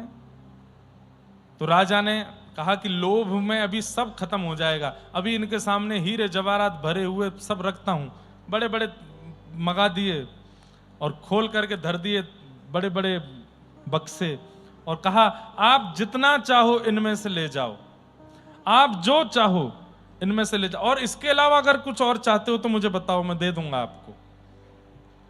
कुम्भनदास जी बोले इसके अलावा कुछ मांगू तो दोगे आप? बोले आप मांगने में देरी करोगे, मैं देने में देरी नहीं करूंगा। कुम्भनदास जी ऐसे पल्लू किए, दे दो। बोले क्या? आज के बाद अपना मुंह मत दिखाना मुझे। फतेहपुर सीकर के राजा के सामने कोई इतना कैसे बोल सकता है? और नेत्र भराए कुम्भनदास जी के और तुरंत दौड़े गोवर्धन की ओर। बहुत दूर है गोवर्धन से, 60-70 किलोमीटर होगा। पैदल गए थे, पैदल ही आए। जब तक पहुंचे सुबह हो चुकी थी, मंगला का समय हो रहा था, और पहुंच गए ठाकुर जी के आगे। और श्री ठाकुर जी के सन्मुख बैठ करके रोते रोते गा रहे हैं। क्या कह रहे हैं ठाकुर जी से? हे नाथ, मेरी आपसे केवल एक ही विनती है। क्या? कि आज के बाद मेरा स्वर किसी को भी अच्छा ना लगे, ऐसा कुछ कर दो। मैं केवल आपको रिझाना चाहता हूं, मैं केवल आपके लिए गाता हूं, मैं केवल आपको प्रसन्न देखना चाहता हूं। ये लोकप्रियता मुझको जो मिल रही है गायन से, ये मुझे बिल्कुल भा नहीं रही है नाथ। मैं आपका होने के लिए आया हूं इस संसार में। कृपा करके मुझे अब आप अपने से दूर मत जाने दीजिए। आज के बाद यदि मेरे कंठ की किसी ने प्रशंसा की, मेरे गायन की आपके अलावा किसी ने आकर के वाहवाही की, मैं अपने प्राण त्याग दूंगा। कोई ऐसा कैसे हो सकता है कि गुणवान होकर के अपने गुण से ही गुण का लोक रंजन नहीं करना चाहता? भक्त हृदय ऐसा होता है। कुम्भनदास जी ऐसे, भगवान ने इनको आज्ञा दे दी, ठीक है। एक दिन की बात, गोसाई श्री विठलनाथ जी ने आपसे कहा चलो गोकुल में भी नवनीत प्रियालाल विराज रहे हैं, उनका दर्शन करने चलते हैं। तो आप गोवर्धन से गए, लेकिन आपकी चित्तवृत्ति तो गिरिराज जी में ही रहती थी, गोवर्धन स्वरूप में ही आपका मन अटका रहता था। आप गोकुल गए, गोकुल में जाकर के नवनीत प्रिया जी का दर्शन किया, खूब प्रसन्न हुए, लेकिन मन बेचैन, और बस ये लगे चलो गोवर्धन, चलो गोवर्धन, अब नहीं, जल्दी गोवर्धन चलो, मुझे गिरिराज जी के दर्शन करने हैं, मुझे गोवर्धन नाथ देखने हैं। लेकिन गुरुदेव से कैसे कहूं कि चलो जल्दी। रात्रि को जब सेवा पूरी हुई तो आपने गुरुदेव से आज्ञा ली, गुरुदेव मैं जाऊं? बोले हम सुबह जाएंगे, हमारे साथ ही चल देना। नहीं गुरुदेव आप आज्ञा करो, मैं जाऊं। और गोकुल से भी गोवर्धन बहुत दूर है। आप रात्रि में निकले, चलते चलते चलते चलते, आपका नित्य नियम था कि मंगला में सुबह प्रथम कपाट खुलते ही कुम्मन दास जी पद गाते थे सामने बैठ के। लेकिन आज मंगला रास्ते में ही हो गई, मतलब आप आधा रास्ता पहुंचे थे और मंगला का समय हो गया, तो इतना रोए, क्या करूं, ठाकुर जी की आज मंगला की सेवा नहीं कर पाए, तो वहीं बैठ गए जो रास्ते में थे, और वहीं बैठ करके मंगला के पद गाने लगे। पद गा करके फिर चल दिए। आपको पहुंचते पहुंचते लगभग आज के समय अनुसार 9 बजे होंगे सुबह के, और श्रीनाथ जी के मंदिर में मंगला हो जाती है 5 बजे, 5 साढ़े 5 बजे ठाकुर जी का मंगला हो जाता है। आप जैसे ही गोवर्धन पहुंचे तो गोवर्धन जाकर के मंदिर में आपने देखा तो अभी तक मंगला हुई ही नहीं है, कपाट खुले ही नहीं है, पुजारी आदि सब द्वार पे ही खड़े हैं। कुम्मन दास जी बोले कीर्तनिया के लिए नहीं रोक सकते सेवा को। अरे मुख्य अर्चक भी यदि किसी दुविधा में पड़ जाए तो भी ठाकुर जी का नियम से दर्शन खुलता है मंदिरों में, यह नियम है। चाहे मुख्य अर्चक बीमार पड़ जाए, प्राण निकलने की स्थिति उनकी आ जाए, ठाकुर जी तो समय से दर्शन देंगे। और कीर्तनिया के लिए ठाकुर जी को 9 बजे तक अभी मंगला ही नहीं हुई, ऐसा नहीं हो सकता। इतने में गोसाई जी यमुना जी के मार्ग से आए गोकुल से, और घोड़े पर बैठ करके जल्दी आ गए थे, तो आप भी उसी समय पहुंचे। तो आपने आकर के देखा भीड़ लगी है मंदिर के बाहर, और अभी तो द्वार खुल रहा है। तो आपने आकर के जो मुखिया जी थे सेवक, उनसे कहा सुबह का समय हो रहा है, श्रृंगार दर्शन जिस समय होना चाहिए तुम मंगला करने जा रहे हो, क्या बात है, इतना विलंब क्यों हुआ मंगला में? कुम्मन दास जी पीछे खड़े खड़े सुन रहे थे। बोले जय जय कहाँ बताऊं, आज तो अति है गई। बोले क्यों? बोले नियम है, पहले सरोवर में स्नान करो और अपरस में जाओ, बिना किसी से छुए, स्पर्श में मंदिर जाना है, मंदिर खोल के सेवा करनी है। मैं जितनी बार भी निकलूं सरोवर से, पता नहीं कहां से कैसे करके कोई ना कोई मेरा स्पर्श कर जाए। अब जैसे स्पर्श करे तो फिर वापस लौट के जाऊं, फिर स्नान करूं, फिर ऊपर मंदिर की, और द्वार पे आते आते कभी कोई बालक, कभी कोई बालिका, कभी कोई बड़ा बूढ़ा, पता नहीं। वैसे तो दिन में सुबह सुबह इतने लोग रहते नहीं, आज पता नहीं कहां से एक निकल के आता और आके मेरा स्पर्श कर लेता, फिर मेरा अपरस टूट जाता, फिर जाता। 4:30 बजे से अभी तक मैं 50 गोते लगा चुका हूं सरोवर में जाके, और हर बार कोई छू जाता है। और ये जैसे ही आपका आगमन हुआ है और थोड़ी देर पहले कीर्तनिया कुम्मन दास आए हैं, तो मैं मंदिर के द्वार तक पहुंच पाया हूं। इससे पहले तो मैं पहुंच ही नहीं, कोई भी स्पर्श कर जा रहा था। अरे भली चलाई, वह सरोवर में 2-4 बालक नहा रहे थे, भीतर गोते लगा करके स्नान करके जैसे निकला तो वो निकले बाहर पकड़ने के लिए, उन्होंने तो किनारा पकड़ा, मेरे ही पैर पकड़ लिए, फिर से स्पर्श हो गया। आज मेरा अपरस टूट रहा था, इसलिए मैं सेवा नहीं कर पाया। कुम्मन दास जी के नेत्र सजल हो गए और गोसाई जी से बोले जय जय, मंगला में उठावे वारो कुंभना नहीं आयो, या हमारे ठाकुर जी ने पुजारी जी को स्पर्श तोड़वाते रहे, अब मैं आ गया हूं ना, अब ठाकुर जी की मंगला होएगी।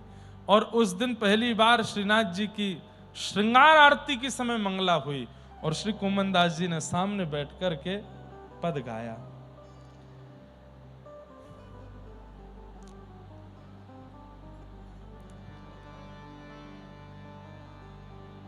किते दिन है जो गए बिन देखे, तरुण किशोर रसिक नंद नंदन तरुण किशोर रसिक नंद नंदन। बहुत सुंदर पद है बंधु, इतना प्यारा पद है। क्या गा रहे हैं कुंभनदास जी? कल गए थे, आज आ गए हैं, और क्या कह रहे हैं? आपको देखे बगैर कितने दिन हो गए नाथ, और इतने दिनों में देखो आप कितने बदल गए। कैसे बदल गए? तरुण किशोर रसिक नंदन नंद नंदन कछुक उठत मुख रेखे। बोले कल जब मैं गोकुल गया था तो आपके मुखमंडल पर रेखे, मतलब ये मूछें आती हैं ना, तो छोटे छोटे बच्चों के गोल्डन कलर में थोड़े थोड़े बाल आ जाते हैं। छोटे छोटे बालकों को जब आप देखोगे धूप की किरण में या टॉर्च जला करके मुख के पास देखोगे, तो जब वो थोड़े तरुण हो जाते हैं, 10-12 वर्ष के होते हैं, थोड़े थोड़े उनके रेखे जैसे निकल आते हैं। वो दिखते नहीं हैं, कभी कभी प्रकाश करने पर दिखते हैं। तो कुंभनदास जी कह रहे हैं कल जब मैं गया था तब ये रेखें दिख नहीं रही थी आपकी। मैं इतने दिन बाद लौट के आया हूं कि मेरे ठाकुर जी इतने बड़े हो गए कि उनके कुछ कुछ रेखें प्रकट हो रही हैं। तरुण किशोर रसिक नंद नंदन, तरुण किशोर रसिक नंद नंदन, कछुक उठत मुख रेखे। कछुक उठत मुख रेखे। किते दिन है जो गए बिन देखे, किते दिन है जो गए। वह शोभा वह कांति वदन की, वह शोभा कांति बदन की। कोटिक चंद बिसेखे, कोटिक चंद बिसेखे। कितने सुंदर है नाथ। आपके तन की शोभा ऐसी लगती है मानो जैसे 1 करोड़ चंद्रमाओं को प्रकट करके और उनको मुट्ठी में बांध के न्योछावर कर दी जाए आप पर। इतने सुंदर आप लगते हैं। वह चितवन वह दृष्टि मनोहर, वह चितवन वह दृष्टि मनोहर। वह नटवर वपु भेखे, वह नटवर किते दिन है जो गए बिन देखे, किते दिन है जो गए बिन।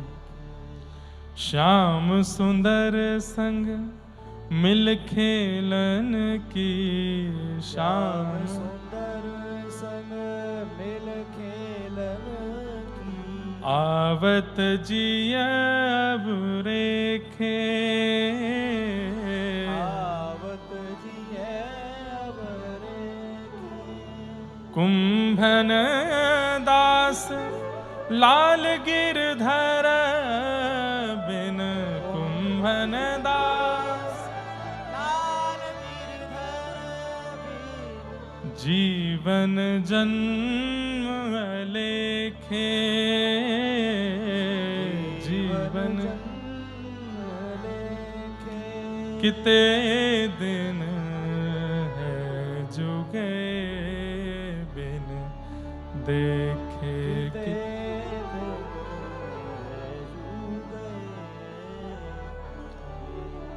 गुसाई जी बोले कुंभनदास तुम कल ही तो गए थे और आज आ गए, और तुम पद में क्या गा रहे हो? कितने दिन हो गए बिन देखे। हे नाथ, इनके वियोग का एक एक क्षण ऐसा लगता है जाने कितना समय बीत गया हो। तभी तो गोपियां गोपी गीत में कहती हैं त्रुटिर्युगायते त्वाम पश्यताम। हे नाथ, आप हमें अकेला वन में छोड़ करके चले गए हैं। गोपियां कह रही हैं आपको पता है जब आप हमारे नेत्रों के आगे नहीं होते तो एक क्षण का समय ऐसा लगता है जैसे मानो 3 युग के समान बीत गया हो। बंधुओं, एक चीज आप सबने अनुभव की होगी, सुख का समय बहुत जल्दी निकल जाता है। अब दत्त धाम में आनंद का क्षण है, सुख भी नहीं, आनंद। आनंद के क्षण कैसे निकल रहे हैं? 15 दिन की कथा करना कहीं कहीं के लिए तो ऐसा होता है 15 दिन बहुत है, जिनको हम बता भी रहे थे कि 15 दिन के लिए नासिक कथा करने जा रहे हैं, 1 मास के लिए जा रहे हैं, अरे इतनी बड़ी कथा। लेकिन यहां आकर के जब कथा प्रारंभ हुई, अब सोचो आज 10 दिन बचे हैं, बस 10 दिन बाद कथा विश्राम हो जाए, हो गए खत्म। सुख का समय, आनंद का समय बहुत जल्दी व्यतीत हो जाता है, पर दुख का समय बहुत धीरे धीरे जाता है। दुख का समय इतना भारी पड़ता है, इतना भारी पड़ता है कि 1 मिनट भी लगता है, हे राम ये रात कब निकलेगी। कोई किसी व्यक्ति के जीवन में दुख का समय आ जाता है, रात काटना मुश्किल पड़ जाता है, दिन काटना मुश्किल पड़ जाता है, अकेले रहना मुश्किल पड़ जाता है, सब कुछ बहुत कष्टदायी होता है। अनुभव सबने किया है, यहां बैठा कोई व्यक्ति नहीं है ऐसा जिसने ये अनुभव ना किया हो। दुख का क्षण बहुत धीरे धीरे निकलता है, पर कृष्ण प्रेमियों के कृष्ण वियोग में समय, जो सामान्य लोगों का दुख का समय जितना धीरे धीरे जाता है, ऐसे ही कृष्ण प्रेमियों का वियोग का समय उससे भी धीरे जाता है। तो सोचिए, जिस कष्ट का अनुभव हम करते हैं उसके कितने अनंत कष्ट का अनुभव कृष्ण विहरी करते हैं, कृष्ण विरह में।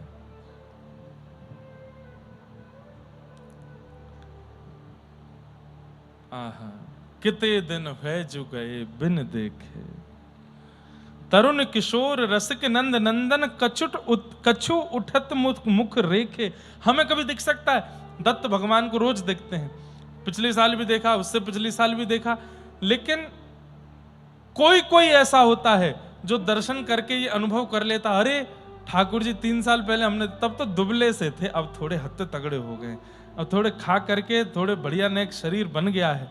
हमारे प्यारे गिरधर लाल जी जब आए थे उस समय का स्वरूप यदि आप देख लोगे तो कह ही नहीं सकते कि यही है, और अब पास से देखो तो गाल मोटे मोटे हो गए, हाथ भी गदमदरा से है गए, ये भी बाहर निकल आया, थोड़ा थोड़ा पेट भी निकल आया है बाहर।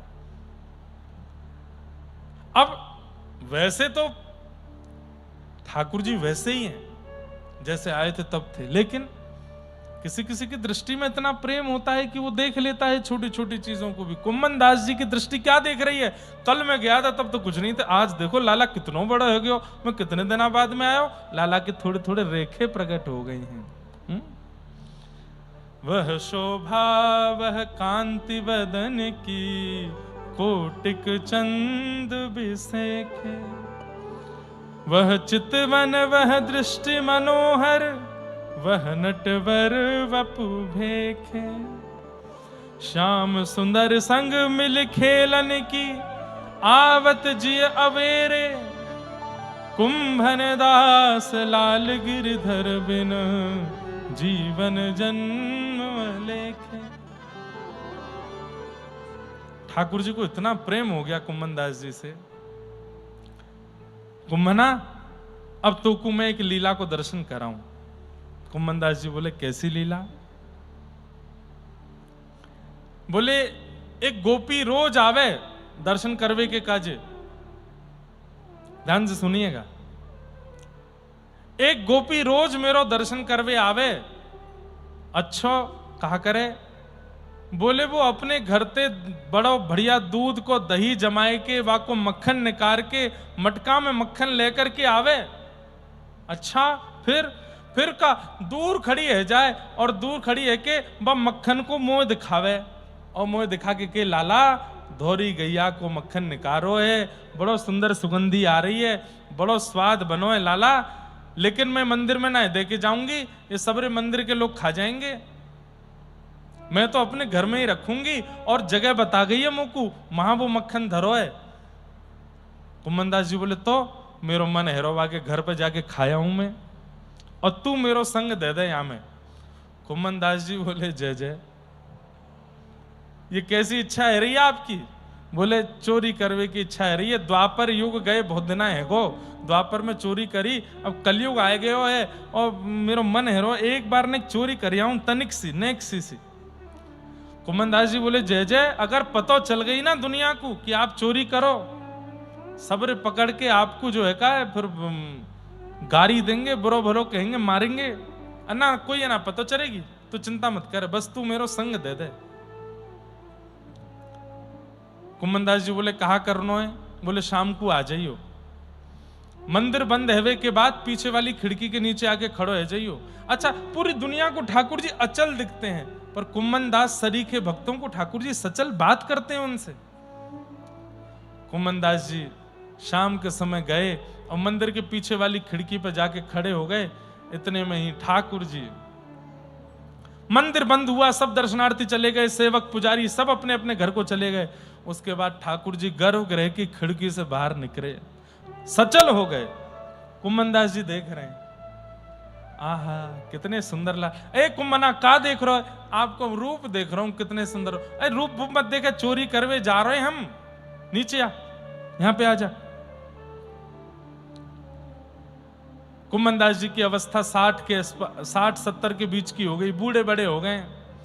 ठाकुर जी उतर करके कंधा पे बैठ गए और दोनों पैर ऐसे लटका लिए, दोनों हाथ अपने सिर पर रख लिए कुम्मन दास जी के। और कुम्मन दास जी कहें चल कुम्मना सुन। बोले हाँ, जल्दी करियो, लोकर करा जल्दी करियो। क्यों?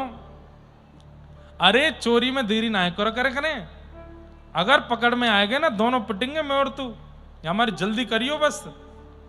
और ये ज्यादा भावन में मत आ जाइयो, मंदिर में बड़ो भाव में रोता रहे मेरे पीछे, माम चोरी करवे जा रहे, कहीं माम वो देख के रोने लगे ना, रोऊंगा जय जय।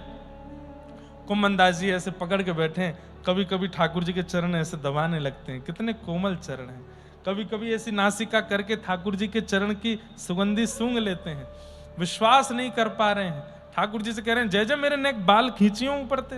बोले क्यों? बोले खींचो तो खींचे ठाकुर जी। हाँ सच, मुंह लग रही सपनों तो नहीं है कहीं, नेक मुंह नोच जाइयो यहाँ पे। ठाकुर जी नोच जाए, अरे ये तो सांची है रही है घटना। जय जय आप सांची मेरे कंधा पे बैठ के चल रहे हो? बोले हाँ तेरे कंधा पे बैठा हूं मैं, चल जल्दी कर, मेरे मुंह में पानी आ रहा, भूख लग रही है मुंह को, रात्रि है गई है, सब सो गए होंगे, बाकी घर में जाके मक्खन खा के आमेंगे। कुम्मन दास जी बोले मुझे तो ये पता ही ना है वो सखी कहाँ रे। ठाकुर जी बोले मैं बता रहा हूँ, आगे पोखर आवेगो, वहां से दाहिने मुड़ जाइयो, फिर वहां के बाद में एक रास्ता आवे, एक पेड़ आवेगो, वहां के बाद बाएं मुड़ जाइयो, और फिर बातें आगे यहाँ ते दाएं मुड़ जाइयो, वहीं वहां को घर है। कुम्मन दास जी के नेत्र सजल हो रहे हैं कि अरे भाई, सामान्य हमारे मित्रगण यदि कभी बिना बताए घर आ जाते हैं तो हम क्या पूछते हैं, आपको हमारे घर का रास्ता पता था? अरे आपका घर का रास्ता नहीं पता होगा तो हमें लगता है यह भी एक प्रेम का प्रमाण होता है, प्रेम का प्रतीक होता है कि आपका प्रेमी आपके घर का रास्ता जानता है, आपकी कॉलोनी का नाम जानता है। लेकिन वो प्रेमी ठाकुर जी हैं, ठाकुर जी जानते हैं कि तुम कहां रहते हो, तुम्हारा घर कौन सा है, गली कौन सी है, द्वार कौन से हैं, खिड़की कौन से हैं। कुम्मन दास जी बोले जय जय एक बात बताओ। बोले हाँ, या सखी तो मुकू नेक मीठी ईर्षा है रही है, तुम्हें मेरो घर पता हो कहां है? कुम्मन दास जी बोले तो कुछ कछु ना है पता, नित्य तेरे घर जाऊं मैं, सब देख के आऊं मैं, सब पता हूं मैं। अच्छा जय जय आपको मेरे घर को पता? बोले हाँ। ले करके कुम्मन दास जी पहुंच गए, रात्रि का समय है, ठाकुर जी योजना बना रहे हैं। सुनो, जो पेड़ है या पेड़ की डाल या के घर के आंगन में जा रही है। पहले घर खुले होते थे बीच से, आंगन खुला होता था, छत नहीं होती थी, और विशेष रूप से कई बार बाहर के पेड़ों की डाल अंदर तक आती थी। ठाकुर जी बोले पहले आप पेड़ पे चढ़ेंगे, फिर डाल पे जाएंगे, डाल पे आके घर में कूदेंगे। कुम्मन दास जी चढ़े, ठाकुर जी तो झटपट ऊपर चढ़ गए, कुम्मन दास जी धीरे धीरे आए। ठाकुर जी बोले कुम्मना कूद जा। अरे जय जय बहुत नीचे है, अरे कूद जा, अरे बहुत नीचे है। इतने तो ठाकुर जी धक्का दे दियो और नीचे कुम्मन दास जी गिरे, ऊपर से ठाकुर जी आए। हल्ला मत करियो, चुपचाप, सब घर के लोग सो रहे हैं। कहां है छीको, कहां है? कलयुग में चोरी कर रहे हैं ठाकुर जी। तभी दिख गई, ओ देख बोरी, बोरो मटको, चल कुम्मना। कुम्मन दास जी गए, ठाकुर जी तुरंत कुम्मनदास जी की गोद में चढ़ गए, गोद से ऊपर कंधे पे चढ़ गए और बोले अब हिलियो मत, मैं ठाड़ो है रहा हूं और धीरे धीरे मेरो एक हाथ पकड़ ले मेरो, मैं ठाड़ो है के और ऊपर से छींका को पकड़ लूंगा। और ठाकुर जी ने एक हाथ पकड़ा करके खड़े हुए और खड़े होकर के जैसे ही छींका हाथ में आया, दूसरा हाथ से फिर छींका पकड़ लिया, मटकी थोड़ी सी टेढ़ी करी, उसमें से मक्खन निकाला और मक्खन लेकर के जैसे ही जीभ ते लगायो, अरे जे गोपी रोज वो आके मुंह को चिढ़ायो करती, ऐसा मक्खन है, ऐसा मक्खन है। वास्तव में कुंभना बहुत जोर को मक्खन है, इतना मीठा है, इतना स्वाद है। कुम्मनदास जी बोले अकेले अकेले पाओगे, लेकिन नीचे उपवाए दो। सो ठाकुर जी ऐसे ऊपर पकड़े हैं और ऐसे नीचे झुक रहे हैं और कुम्मनदास जी पैरों के पास हैं। तो जैसे मक्खन दे में तो कभी माथे पे लगे, कभी आंख पे लगे, कभी नाक पे लगे, कभी गाल पे लगे, जैसे तैसे जीव वीव निकाल के कुम्मनदास जी के मुख में आए हो। जैसे ही कुम्मनदास जी के मुख में मक्खन गया, एक तो मक्खन ऊपर से अधरामृत मिला हुआ है ठाकुर जी का, इतना स्वाद, कुम्मनदास जी तो झूमने लगे, जय हो जय हो। ए झूमे मत, ए तू भाव में मत जावे, मैं गिर जाऊंगा ऊपर ते। कुम्मनदास जी बोले नहीं नहीं जय जय आप पाओ। ठाकुर जी पा रहे। थोड़ी देर बाद कुम्मनदास जी की इच्छा हुई मैं देखूं तो सही है चोरी कर कैसे रहे हैं। गाया तो बहुत है कि चोरी कैसे करते हैं, एक बार देखूं तो सही है लगते कैसे चोरी करते समय। तो कुम्मनदास जी ऐसे चरण पकड़ करके कंधे पे ऐसे देख रहे हैं और तभी कुम्मनदास जी ने क्या देखा कि कमर से ठाकुर जी की धोती ढीली है कि नीचे खिसक रही है और धीरे धीरे धीरे धीरे वो धोती खिसक रही है। कुम्मनदास जी बोले जय जय जय जय। बोले हाँ धोती धोती संभालो, अभी दर्शन है जाएंगे। अरे अरे जैसे ठाकुर जी ने देखी अब छीका पकड़ रखा है, धोती कैसे पकड़ूं, छीको छोड़ दूंगा तो गिर जाऊंगा। सो ठाकुर जी ने 4 भुजा प्रकट कर ली और 2 भुजा से अपनी धोती पकड़ी और 2 भुजा से छीका पकड़ करके माखन पा रहे हैं। कुम्मनदास जी बोले वाह, शंख चक्र गदा पद्मधारी चतुर्भुजधारी तो बहुत देखे होंगे, पर ये धोती पकड़न चतुर्भुजधारी पहली बार देखे।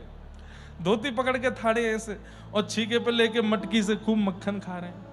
कुम्मनदास जी तो इतने भाव में चले गए, आहा नेत्र मंद हो गए, झूमने लगे। ठाकुर जी बोले कहा कर रहे हो कहा कर रहे हो कहा कर रहे हो। इतने में तो ऊपर संभालते संभालते मटकी छीके से धड़ाम नीचे गिर पड़ी। अब जैसे ही मटकी फूटी घर में आवाज हुई चोर चोर चोर चोर। ठाकुर जी बोले मरे कुम्भना भाग यहां ते।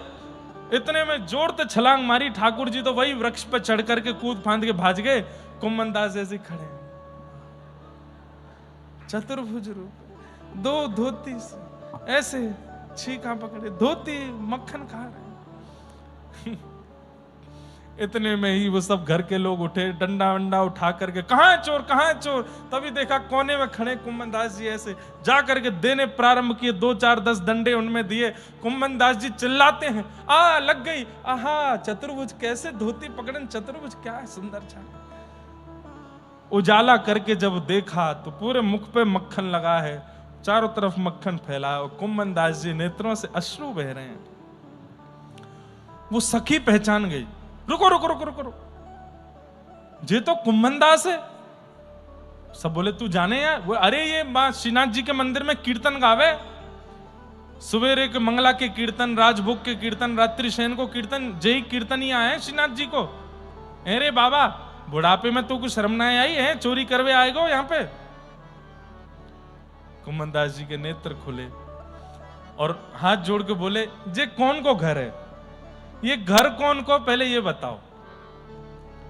तो सखी बोली मेरो घर है। तुरंत कुम्भनदास जी नीचे लेट गए, उसके चरण पकड़ लिए और चरण पकड़ करके अपने शीश से नवाने लगे। सखी बोली अरे क्या कर रहे हो क्या कर रहे हो। अरे बाबा एक तो चोरी करी, ऊपर से तुम ये सब कर रहे हो, मैं छोड़ूंगी ना है, कितने चरण पकड़ लो तुम्हें दंड तुम। अरे मेरी बात तो सुन ले। बोले कहा तू है सखी बड़ भाग बड़ी, नंदलाल तेरे घर आवत हैं। तू है सखी बड़ भाग बड़ी, अरे सखी, ये मैंने चोरी नहीं करी है। मैं 60-70 वर्ष की उम्र में आकर के कहां मक्खन को लोभ मेरे अंदर होएगो। तू अपने मन से विचार कर, कौन आयो फिर? अब तू विचार कर, तेने कोई को बतायो कि तेरे घर में नवीन मक्खन निकाल के छीके पर रखो है? अब तो वो सखी कांपने लगी, बोले मैंने तो गिरिराज धरण को बतायो, मैंने तो श्रीनाथ जी को बताया। तो बोले बस वही आए मुंह को लेकर के।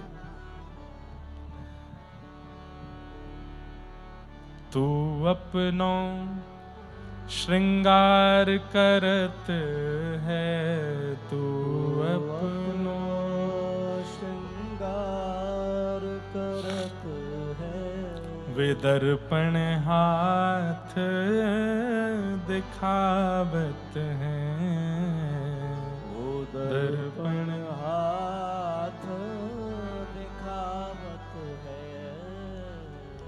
तू है सखी बड़ भाग बड़ी, नंदलाल तेरे घर आवत हैं। तू है सखी बड़ भाग बड़ी, नंदलाल तेरे घर आवत है। निज कर गूथ सुमन के गजरा, निज कर गूथ सुमन के गजरा, वे अपने ही हाथ पहरावत हैं, वे अपने ही हाथ पहरावत है। सब कोई इनको गुण गावत, सब कोई इनको गुण गावत, पर वे तेरो गुण गावत हैं, पर वे ये तेरो गुण गावत है। कुंभन दास लाल गिरधर के, कुंभन दास लाल गिरधर के, वे तो तेरे ही हाथ बिकावत हैं, तेरे ही हाथ बिकावत है। तू है सखी बड़ भाग बड़े, नंदलाल तेरे घर आवत हैं। तू है सखी बड़ भाग बड़ी, नंदलाल तेरे घर आवत है। अब तो वो सखी रोवे सो रोवे। कुम्मन दास जी कहे अरे तेरे बड़भाग हैं, ठाकुर जी आए गए तेरे घर को माखन। अब वो सखी दौड़ करके गई, फूटी हुई मटकी में से माखन निकाल करके पा रही है। बोले मुझे दर्शन क्यों नहीं हुए, मुझे दर्शन क्यों नहीं हुए कुम्मन दास जी? बोले मैं जय जय सो निवेदन करूंगो तो पे कृपा करेंगे, तो को अनुभव कराएंगे। अब तू चिंता मत करे, ठाकुर जी ने तो को स्वीकार कर लियो है, तभी तेरे घर आए। और उसको समझा करके कुम्मन दास जी निकल पड़े। थोड़ी दूर गए तो कदम वृक्ष के नीचे देखा ठाकुर जी थाड़े थे। कुम्मन दास जय जय यहां खड़े हो? अरे कुम्मना तोते मैंने कही जल्दी करियो जल्दी करियो, और तुम वहां पे झूम रहे हो, मेरे पामन ने पकड़ करके ऐसे झूम रहे हो, गिर दई मटकी, तो को मारो तो नहीं? कुम्मन दास जी बोले बहुत मारो, आप मुंह को मरवे का छोड़ा। बोले मैं छोड़ के आया, तू रह गए हो अपने आप वहीं पे, चल अब तो को एक शुभ समाचार सुना दूं मैं। बोले कहा? तू तो अभी घर जावेगो तब तो को पता चलेगी, पर मैं पहले ही बता दे रहा हूं, तेरी बहू ने तेरी पत्नी ने अभी अभी एक लाला को जन्म दियो है, और मैं तो से इतना प्रसन्न हूं, मैं वरदान दे रहा हूं वो तो से भी बड़ो मेरो भक्त बनेगो। कुम्मन दास जी इतने प्रसन्न हुए, जैसे ही घर गए बालक को गोद में उठाया, नामकरण जब होना था तो नेत्रबंद होके वही धोती वाले चतुर्भुज दास दिखाई दिए, जो धोती पकड़े हैं, छीका पकड़े हैं। चतुर्भुज रूप का दर्शन हुआ तो आपने अपने पुत्र का नाम चतुर्भुज दास रखा। चतुर्भुज दास, अपने पुत्र का नाम चतुर्भुज दास रखा, जिन्होंने वैष्णव जनों के हृदय का सबसे प्रिय पद गाया है। गोवर्धन वासी सांवरे, गोवर्धन वासी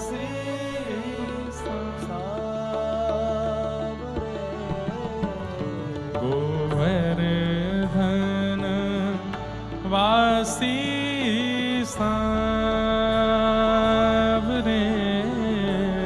गोवर्धन वासी सांवरे, लाल तुम बिन रहो न जाए,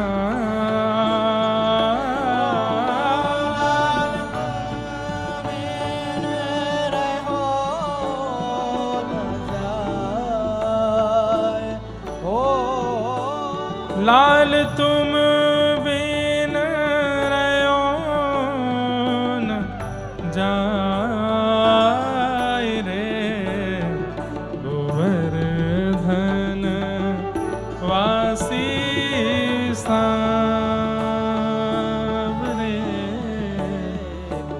गोवर्धन वासी सांवरे, हे गोवर्धन वासी सांवरे, गोवर्धन वासी सांवरे। दर्शन को नैना तपे, वचन सुनन को कान, ओ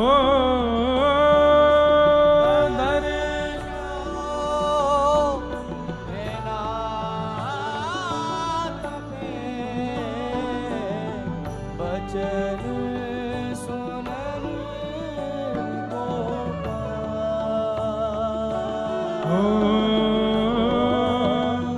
मिलवे को हियरा तपे, हिय के जीवन प्राण, गोवर्धन वासी सांवरे, गोवर्धन वासी। ये कुम्मन दास जी के पुत्र का पद है, चतुर्भुज दास जी, जिनका चरित्र हम लोग सुनेंगे। अभी सूरदास हो गए, कृष्णदास हो गए, कुम्मन दास। श्री कुम्मन दास जी जैसे ही चतुर्भुज दास जी का जन्म हुआ, उसके बाद लीलाएं तो बहुत हुई कुम्मन दास जी के साथ। कुम्मन दास जी ने मन में विचार किया कि अब मुझे राहत है कि मेरे ठाकुर की सेवा करवे वालों कोई आ गयो है, अब मुझे निकुंज में जाना चाहिए। और वृद्धावस्था थी, गोवर्धन गए थे, दर्शन करके लौट रहे थे गांव की तरफ, तभी शंकरषण कुंड पर आप जाकर के लेट गए। आपके पुत्र चतुर्भुज दास की गोद में सिर रखा, तभी गुसाई श्री विठलनाथ जी भी वहां पर आ गए। सब रसिक जन, वैष्णव जन इकट्ठे हो गए। कुम्मन दास जी अपनी अंतिम क्षण की लीला में थे। सबने पूछा, हे कुम्मन दास जी, आपको क्या अनुभव हो रहा है? तब कुम्मन दास जी ने एक पद गाया। अच्छा, एक बात आपको अष्ट सखाओं की सबकी प्रमुख मिलेगी, इन्होंने अपने अंतिम श्वास में अपने गुरु और युगल में किशोरी जी का स्मरण करके प्राण त्यागा। कुम्मन दास जी ने अपने जीवन का अंतिम पद गाया, रसिकनी रस में रहत गढ़ी, हे रसिकनी रस में रहत कनक बेल वृषभानु नंदिनी, कनक बेल वृषभानु नंदनी, हे श्याम तमाल चढ़ी, श्याम तमाल चढ़ी, ओ रसिकनी रस में रहत गढ़ी, रसिकनी रस में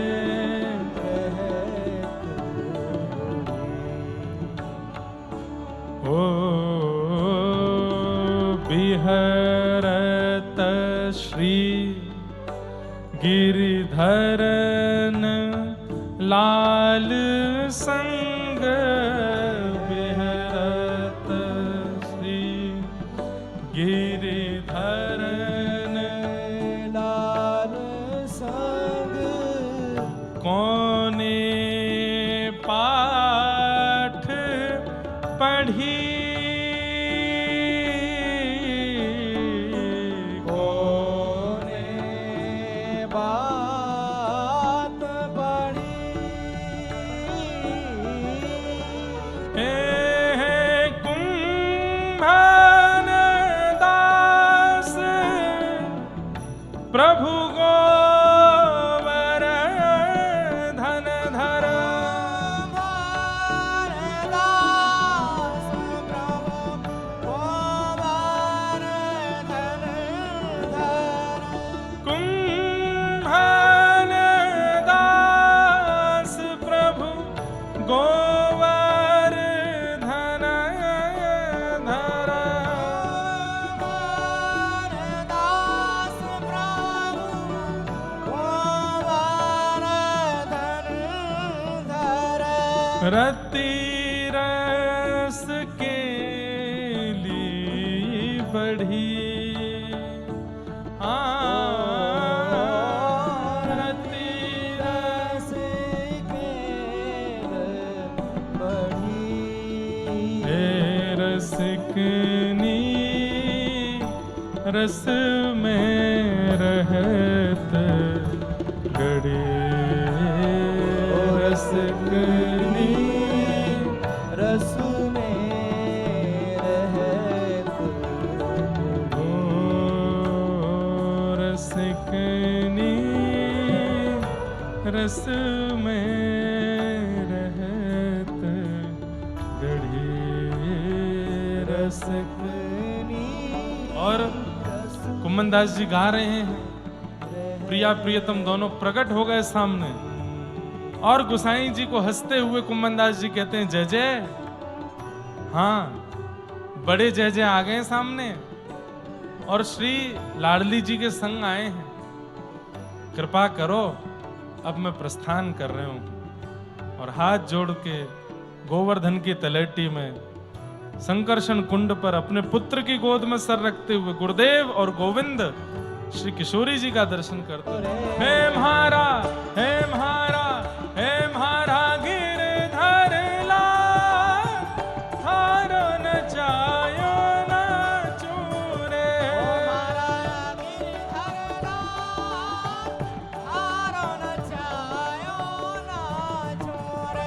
मारा नट राजा थारो न जायो न चूरे,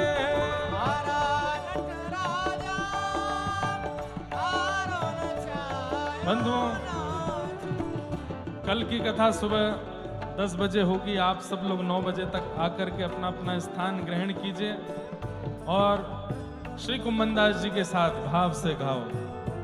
हे थारे घर में रहूं निरंतर, थारी ही हाथ चलाऊं।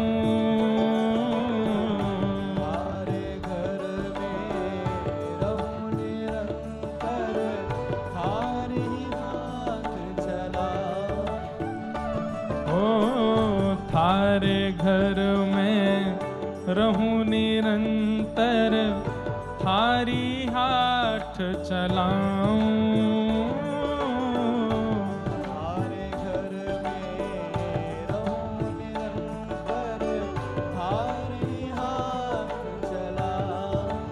ओ थारे धन से थारे जन की, थारे धन से थारे जन की, ओ थारे धन से थारे जन की, थारे धन से थारे जन की। मैं सेवा टहल बनाऊं मारा हे मारा गिरधर लाल, थारो नचायो नाचूं रे।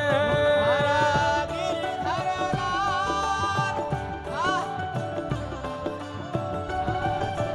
हे मारा नटराजा, थारो नचायो नाचूं रे। हरा नटराजा, थारो नचायो नाचूं रे। हे घर का प्राणी कहाँ ना माने, मन मन खुशी मनाऊं। घर का प्राणी कहाँ न माने, मन मन खुशी मनाऊं। ओ थारे इस मंगल विधान में, थारे इस मंगल विधान में, हे थारे इस मंगल विधान में, थारे इस मंगल विधान में, मैं काहे टांग अड़ाऊं मारा हे मारा हे मारा हे मारा। केवल मेरे थोड़े ही हैं गिरधर लाल जी, सबके हैं ना। सब गाओ भुजा उठा करके, हे मारा हे मारा हे मारा गिरधर लाल, थारो नचायो नाचूं रे। हरा गिरधर लाल, थारो ऐसे आओ, यहाँ पे आओ, नाचूं ऐसे आओ। मारा गिरधर लाल, थारो नचायो नाचूं रे। ऐसे आओ, यहाँ पे आओ, ऐसे आओ। मारा गिरधर लाल, थारो नचायो नाचूं रे। हरा गिरधर लाल, थारो नचायो नाचूं। हे श्यामा हृदय कमल सो। आप महाराष्ट्र में आप बैठे नहीं हो, आप ऐसे खड़े हो जाओ। बैठने का अधिकार भक्तों को। ये बंसी इधर दे दो, दोनों हाथ रखो कमर पे, ऐसे करो, ये ऐसे ही खड़े रहना। हाँ ऐसे खड़े रहोगे पक्का। हिंदी आती है कि मराठी आती है? हैं? मराठी में पूछना आती है? मराठी आती है? आती है? मराठी में कुछ बोल देना। हाँ सबको बोल दो ठीक हो, ठीक हो, खुश रहो। खुला हो, मराठी में कैसे बोलते हैं?